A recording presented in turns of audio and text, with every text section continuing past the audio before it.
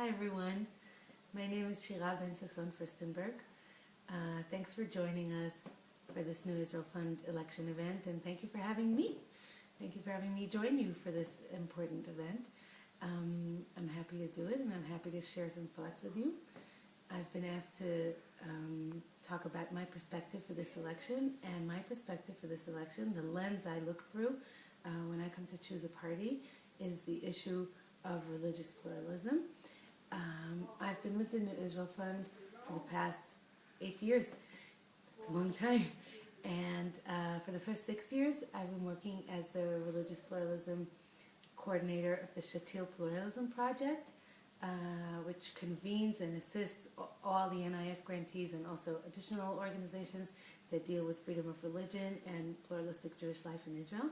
And for the past 2 years, I've been privileged to be part of the grants staff, and I'm the grants officer for the Religious Pluralism Pool, which gives grants to approximately 25 organizations dealing with those important issues of promoting freedom of religion and pluralistic Jewish life in Israel.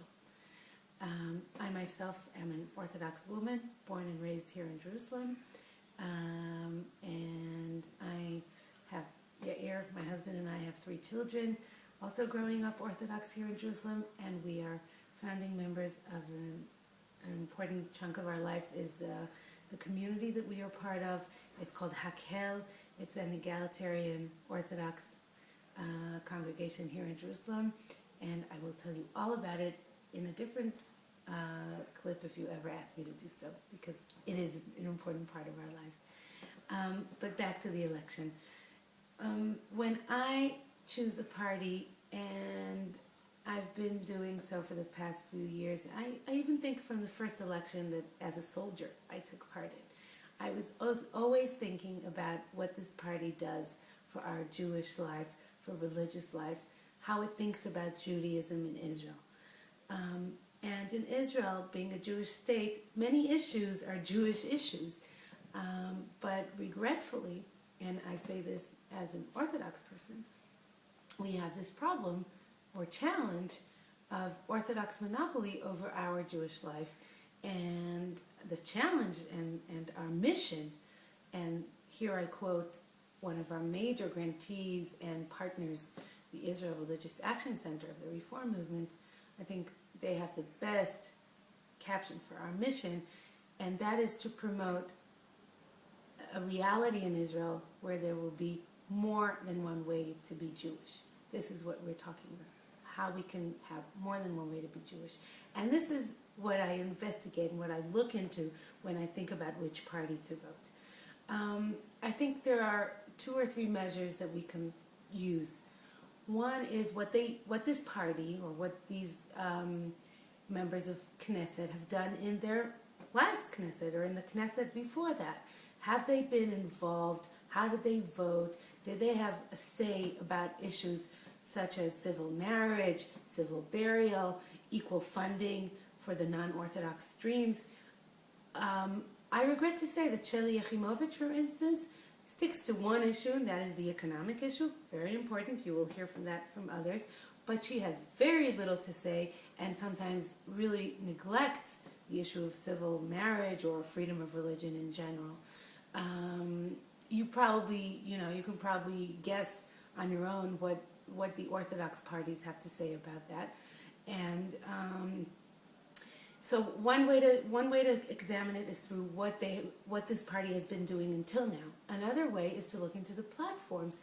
Some parties don't even have a platform. Did you know that the Likud doesn't have a platform? They're just expecting people to vote for them based on Bibi's good looks. But if they have a chapter, if the party has a chapter on religion and state, if that chapter is extremely inclusive, that's a good sign for me. I will read that chapter carefully and see if I identify with the ideas in the platform that the party is promoting on state and religion and Jewish life in Israel, and the makeup of that party. Do they have diversity? Did they diversify in the Jewish streams, or in the way they include people from all kinds of Jewish streams? I will look into that too. Should I tell you who I vote for? Check for the one with the best chapter in their platform for religion and state, and check for the one that did the most in the former Knesset on issues of religion and state. Regretfully, Jewish life and questions of pluralistic Judaism are not number one issues for this election, and not even number two, maybe number three or number four. This is something we need to work on. And let me put my beard on for this. I couldn't find the white beard. We'll do the black beard instead. Remember this. We need you. We need you, diaspora Judaism, diaspora Jewry, to get involved. Read what Eric Yofe wrote in Haaretz today, Rabbi Eric Yofe. Read what you can do, how you can make a difference in policy being made in Israel, not only for Israeli citizens, but for the Jewish people on matters of religion and state. Get involved. There's tons of things that you can do, and my folks at the New Israel Fund are going to help you find out what they are. Good luck.